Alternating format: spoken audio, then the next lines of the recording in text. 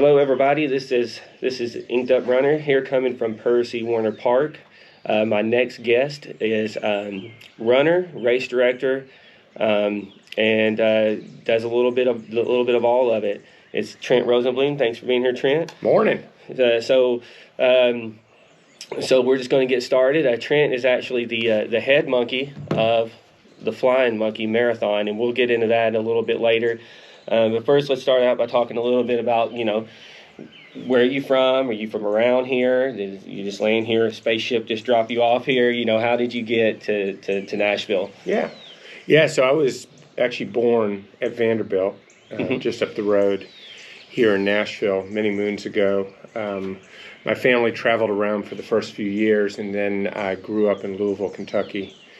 I came back here in 1992 and never left. My wife joined me. She's a New Yorker, but now I have 3 kids, 2 dogs, and a cat, also all from Nashville. All from Nashville. Sweet. Actually, the dog's from Fairview. Fairview. Close enough. Fairview, close enough, right?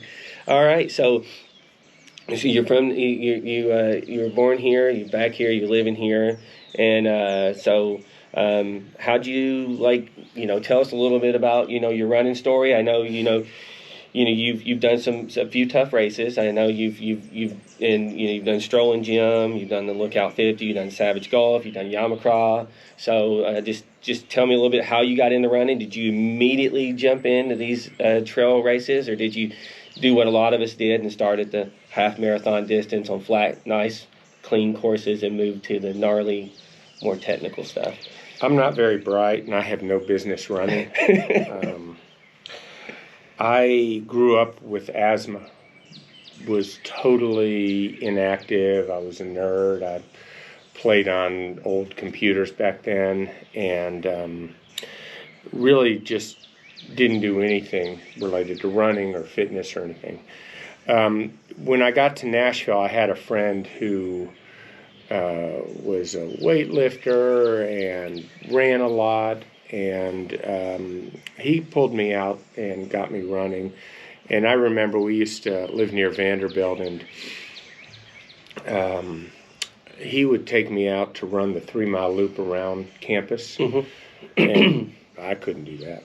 I couldn't come close to doing that.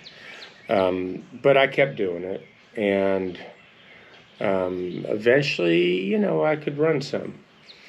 This is back right around the time when the Country Music Marathon was getting started. I see.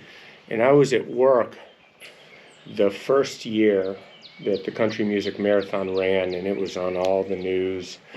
And I remember watching all the people running it, and they didn't look particularly healthy. They didn't show the fast people. They showed the party people right in the middle. Yes.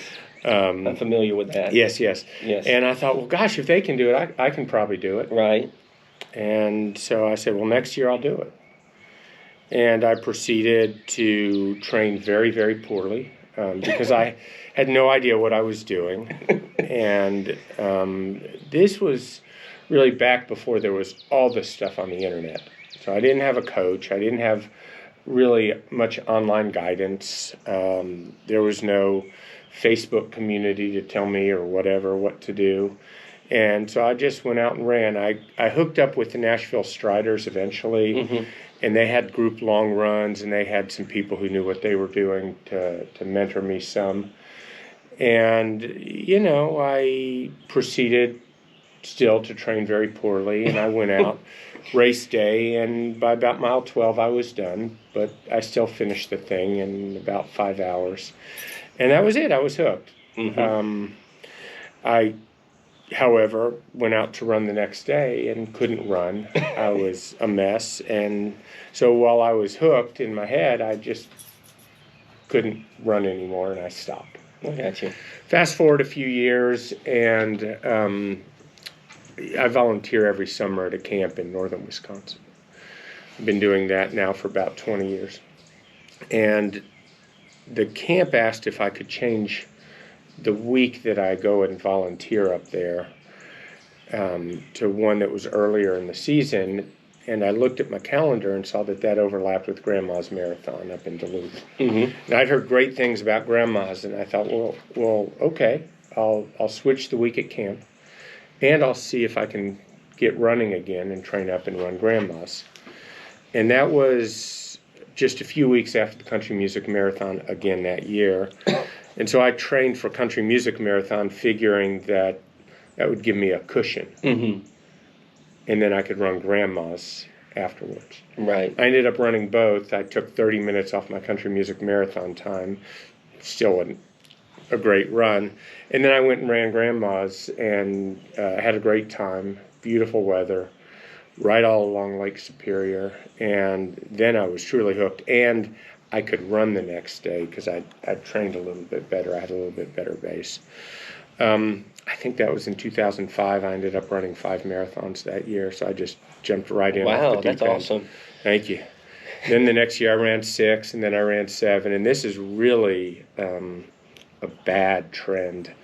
And the 9, and so I eventually wised up and didn't keep adding one.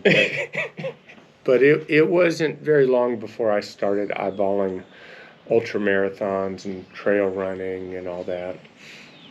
Cool. So, and a lot of people, if you've never ran the rock and roll or the country music marathon, it was country music back yes, then. It's yes. I don't know what it's called these days. Right. That's not a particularly fun, easy type course. I mean, there's a lot of music, right, and there's a lot of partying going on in the middle and the back. There's no party in the front usually.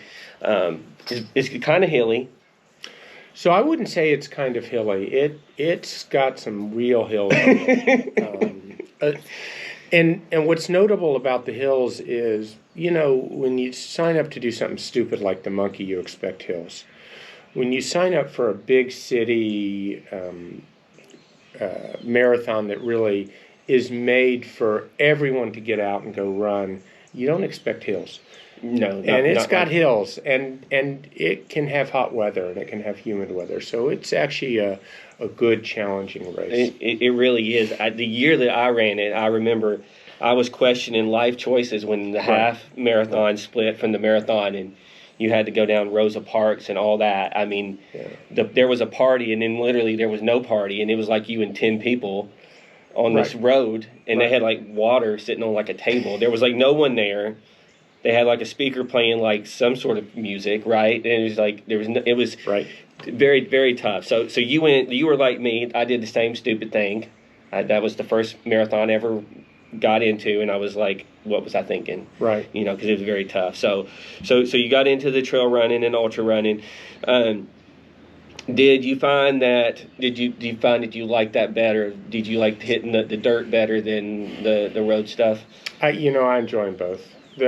The great thing about trails is, especially when you're someone who has no business running like me, you don't really feel bad if you hit a hill and you slow down, or you walk, or you crawl.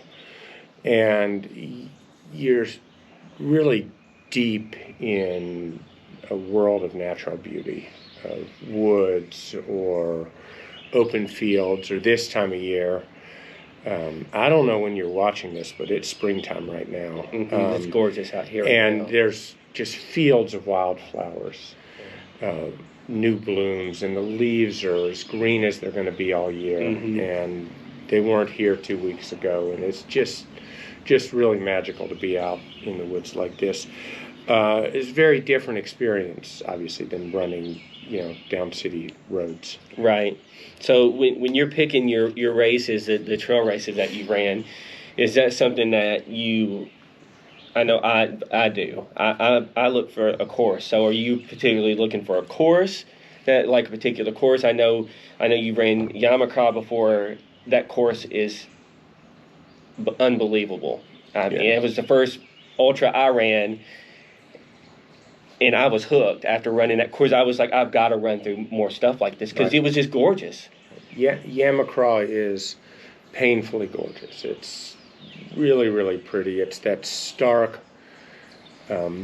East Tennessee, East Kentucky landscape, just like Frozen Head State Park, just like Big South Fork, where you've got really sharp climbs up and down. You've got river valleys. You've got large cliff lines. You've got big boulder fields. You see a lot of that around Chattanooga too, and all along Walton Ridge up East Tennessee. Really, really pretty. Totally agree. So definitely courses is kind of what you're eyeballing. Yeah. So the reason I got into Yamacraw, I ran it in its second year. Okay. And hope to run it every year that I can ever on. I can't this year because they postponed it, and it's now the same weekend as when my daughter graduates college next weekend. So I can't do it this year. But Brian puts on a great race. I first signed up for it. I had no idea who was putting it on. All I knew was out of the gate, in their first year, they put on a great race, and everyone that I knew who had run it was talking about how great it was, how well supported it was, how beautiful it was, how tough it was. I like a good, tough race. Right. Make me feel like I've earned my Waffle House and donuts. Right. And so I signed up the next year and just went out and ran it alone, and it never ended. It just went on and on and on. It's a great race. But it was great. And then the following year, I think, a group of us went. We rented a cabin up on a hill about a half hour down the road that had a hot tub, and we brought a bunch of beer, and we went and ran the race, and then we hung out in the hot tub, which couldn't accommodate all of us, and so the temperature dropped very quickly. The snow was falling, and it was icy, and we didn't care, and we had a great time. And so we've done that a few times where we've gotten a crew to go out and run it, and then enjoy the evening afterwards. That's awesome. So, and I think one of the other things that when I was, wanting to interview you was you do a lot of things. You run the races, you put on the race, which we'll get to in a minute. But I also heard that you volunteer. A little birdie told me that you was a sweeper at the Barkley Fall Classic, and you were sweeping Rat Jaw. Yeah. What? I mean, did you lose a bet? I mean, how are you the sweeper at Rat Jaw for Barkley Fall at the Barkley Fall Classic? So that was more fun than anyone should be allowed to have. So Rat Jaw, which is a feature of Barkley and the Fall Classic, is off limits the rest of the year. You're not allowed to get on Rat Jaw. I have started Barkley Fall Classic twice. I have finished it 0 times. The best I did was I got to about mile 20, and staring up at Rat Jaw, the sweeper came and tapped me on my shoulder, and my day was done. And so that was that. But I love running at Frozen Head, and I love what it is Laz is doing there, especially with the Fall Classic, which again really opens up the park and some of those incredible features to the masses.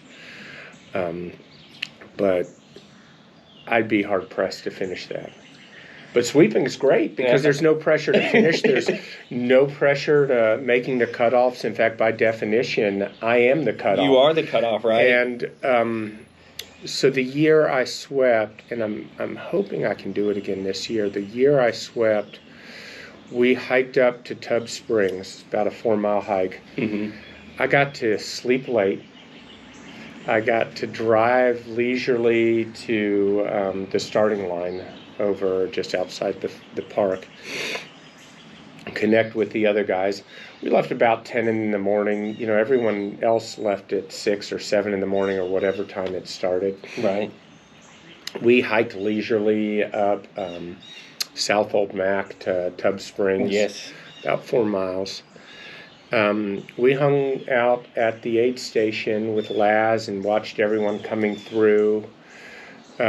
Completely trashed from about 10, 11 miles, climbing at this point North Bird, and then back down, and then Chimney Top, and then over to us. Mm-hmm. And they were completely trashed, and it was great kind of supporting them and seeing them.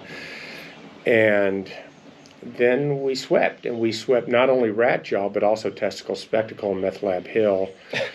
Those names. And, when you're fresh and you don't have the pressure of a cutoff, and your total mileage is only about 16 miles, and you don't really need to run. In fact, you can't be running because you've got to keep that sweeper pace. It's a lot of fun, and we're just enjoying there's 3 of us, and we're enjoying ourselves.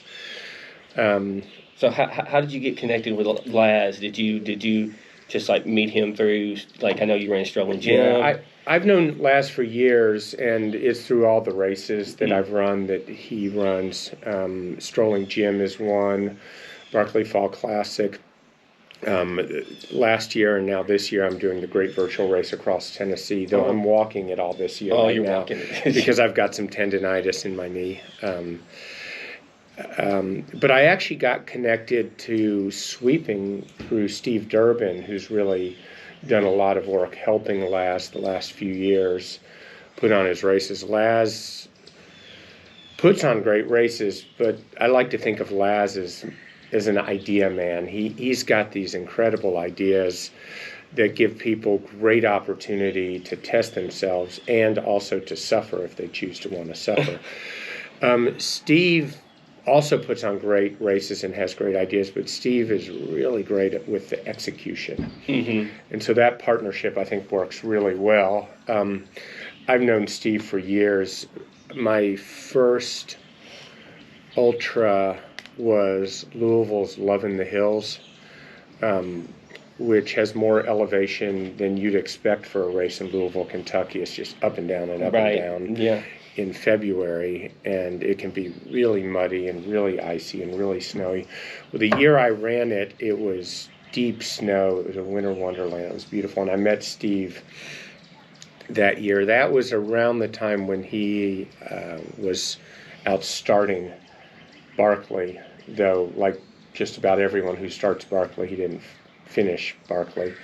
But that's how he got to know Laz, and that's how that connection began. Yeah. So I know Steve, and Steve put me in touch with Hiram, who is the guy in charge of the sweeping at Barkley Fall Classic. I got you. So all these connection of people. I got you. I got you. It's once you meet one, you can just kind of connect to a whole bunch. So when you think about race directing, I guess what we'll do is we'll kind of pause things, and we'll get up and we'll kind of move on and start talking about kind of your race directing. All right.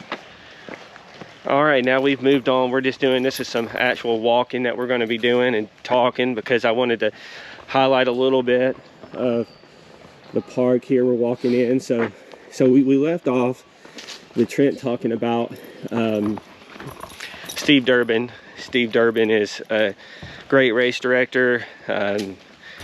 I ran multiple races of Steve, Tunnel Hill, Strolling Jim with Laz. So anyway, let's get on to Trent.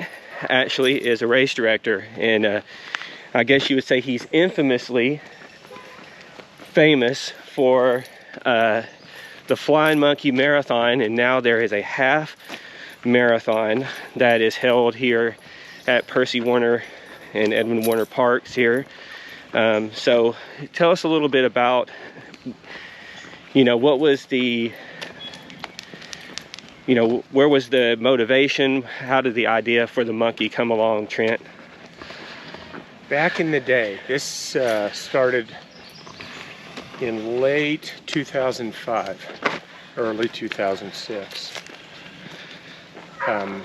I was running with some friends lots out here in the parks, and we used to joke about the flying monkeys in the park. There was actually an urban legend that there were flying monkeys in the park, and so we built on that legend and had a lot of fun with it. Well, right about that time, on the old Nashville Striders message board, someone anonymously posted, hey, someone should put a marathon in Percy Warner Park. He said, I'll bet it'd be the hardest marathon in the country. I'll bet no one would want to run it. Something along those lines. And I thought, gosh, that's a great idea. This was around the same time that I was getting my marathoning back on that we talked about. Right. And I thought that was a great idea. And so I sat down with some course mapping software online and put together a route. The route was very simple. It was basically the 11.2 twice with a little bit of zigzagging across the cut-through roads. Right. To get a marathon distance. And I reached out to the Nashville Striders. I reached out to the Nashville Striders to help me put it on, to help me manage it. Right.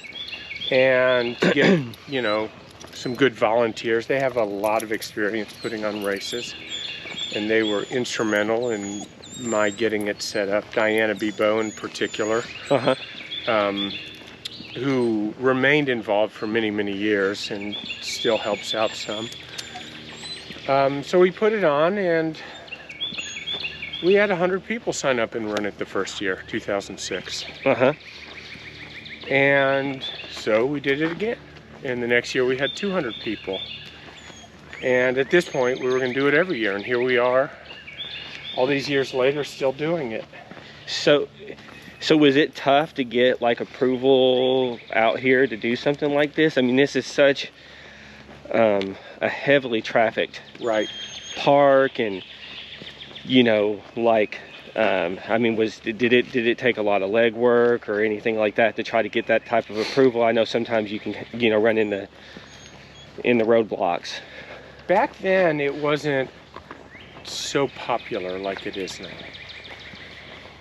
The parks are a gem. They're one of the most incredible metro parks in the country. 3,000 hilly wooded acres within city limits. But back then, Nashville was a little different. Not as big, not as many people. It was only 15 years ago. And the parks were not nearly as popular as they are now. And so getting a permit wasn't really a big deal. The only thing that was difficult, which we didn't do until the second year and we've done since, was getting the beer permit so that we could serve the beer that Yazoo graciously donates every year. I see. And that's only because they've got a lot of paperwork and steps you've got to go through. But in terms of getting the park permit itself, that's been pretty straightforward. We've been partnering now the last few years with the Friends of Warner Parks. They're the chief charity that benefits from the race. And so they have been great to partner with, and they've helped with some of those tasks. Gotcha. So by virtue of working with Friends of Warner Parks, it is a little easier to get the permit, and it is a little easier to get the beer permit.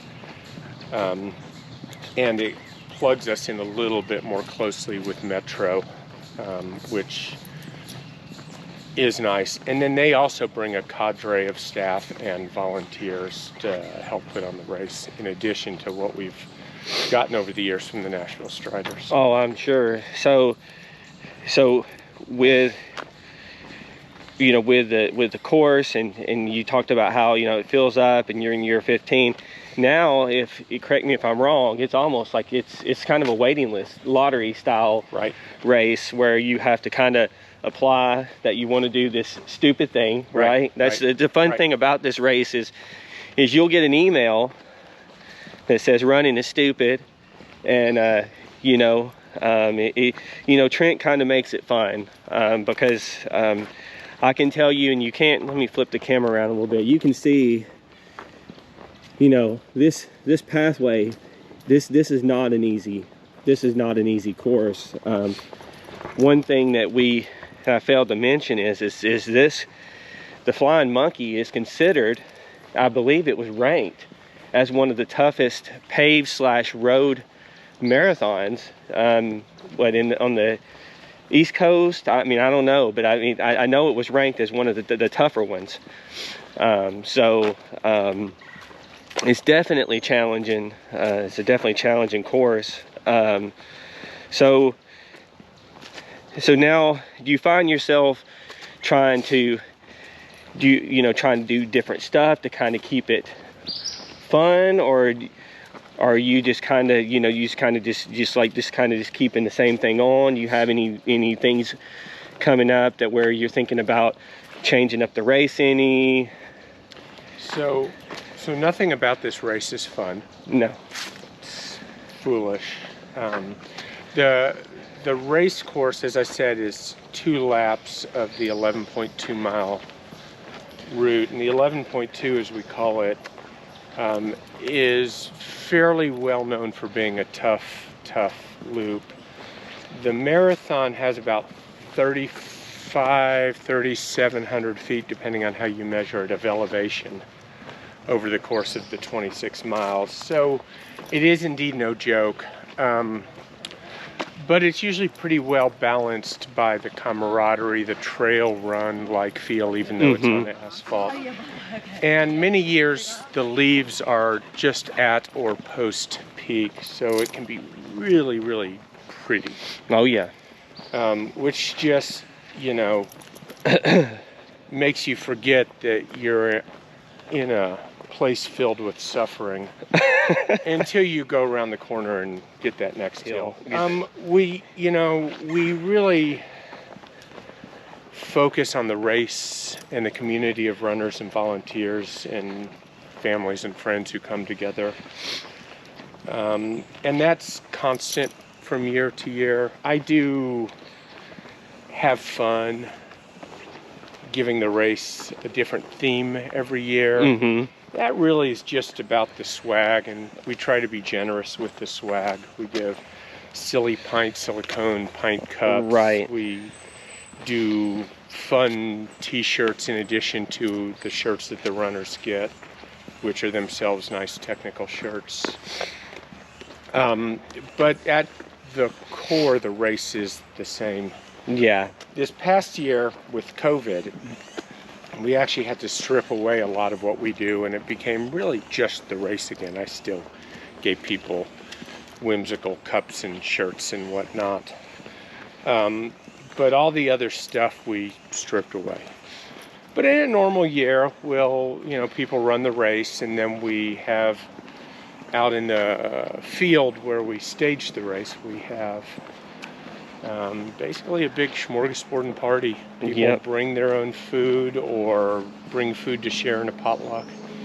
We might have a food truck pull up. The last couple of years we've had a hot chicken and fish food truck pull up. That's a great idea. That's Hertz Hot Chicken. And we have the Yazoo available, and then people might bring their own things to share, which is nice. So the question I'm sure you've been asked a bazillion times: any plans to make a Flying Monkey Trail edition? We've been thinking about putting in a trail race since the beginning. The city really does not feel good about having a large organized race on the trails. The fact that the park is now as popular as it is makes them even less excited. Oh, yeah, I didn't think about that. And the two reasons are, one, just the crowds that are on the trails on a given day. We can't close the trails for a race. And two, they're worried about the impact to the trails of me putting 50 or 100 or 300 people on the trails for a race. I got you. As a lover of the parks, I totally get it and support that view. And know plenty of people who just on their own go out and run 50K or whatever on the trails. Oh, absolutely. Now, these are stupid monkeys right here. They're not very smart. I've been here since the house. You didn't learn your lesson? Yes, I did. Good. So you can see that you know, that's the great thing about us runners is we like to suffer. We like pain. We like to do stupid stuff. I like to think about it as we like to have opportunities to challenge ourselves, to see what we can do, to be proud of it, to see where our limits are, to have clear evidence of what it is we have to work on. Right, because I think a lot of people don't realize the limit that they have within themselves until they get out and try it. I mean, you know, when you think about an ultra race, you know, you start, everything is great. You know, there was a meme where it showed, like, I think ultra running memes had it, where it showed like the first 20 miles, you know, you're happy and you're skipping through the woods. Yes. And, you know, and then you get to mile 80 and, you know, you just really want them just to peel your dead carcass off the trail and just kind of sweep it off the side, because it's just, you know, you go through an emotions of stuff. But so that's a shame about the trail. The trails out here are wonderful. There's one right here. And there's one right there. That's a horse trail. That is a horse trail. That is a horse trail. I hear that people run on those. I've never ran on the horse trails. I hear that people run on them. They're you know, they're for horses. People say they're flat and smooth and easy to running. It doesn't make sense to me. No, you want to no. run a trail, run a trail. You got to run something with some roots. So the white trail's right up here, and that one's got some technical aspects to it. Technical, yeah. I love the white trail. So you've been doing this one for a while. Has the thought ever jumped out to do anything more than just this one, or you just a monkey and this is it? This is good for me.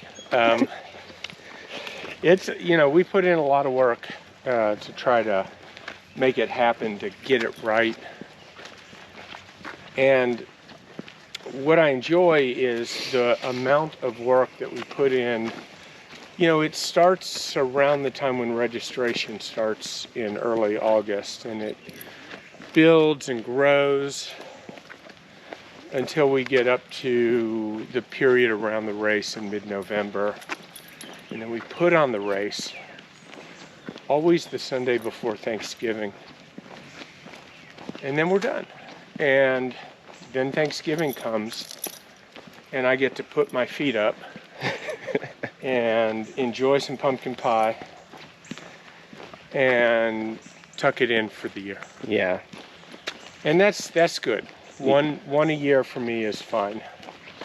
Well, I'm sure that, you know, it's a lot of responsibility, and it's a lot to plan, especially one out here with, you know, just the fact that you are like literally in the middle of a city, you know, right. Pretty much. I mean, you're a little outside of the city, but let's face it, you're not really that much outside of the city. You're like right. 10 minutes from Nashville, downtown. So and look at this. Feels like you're in the middle of nowhere. It really is. I remember the first time I came out here with a running group, and they kept telling me, they said, you're going to suffer out here. And I remember running and thinking, I am suffering, but man, this is a great place to suffer at, because it's just gorgeous. So well, I appreciate you talking to me, Trent. I can't think of anything else I'd like to ask you. I think we've covered a lot, and I appreciate you taking the time out of your Saturday morning. I hope my filming of us walking came out pretty well. Yeah, we'll see. We'll see. So anyway, that's it for now. We'll see you guys on the trail. Cheers, y'all.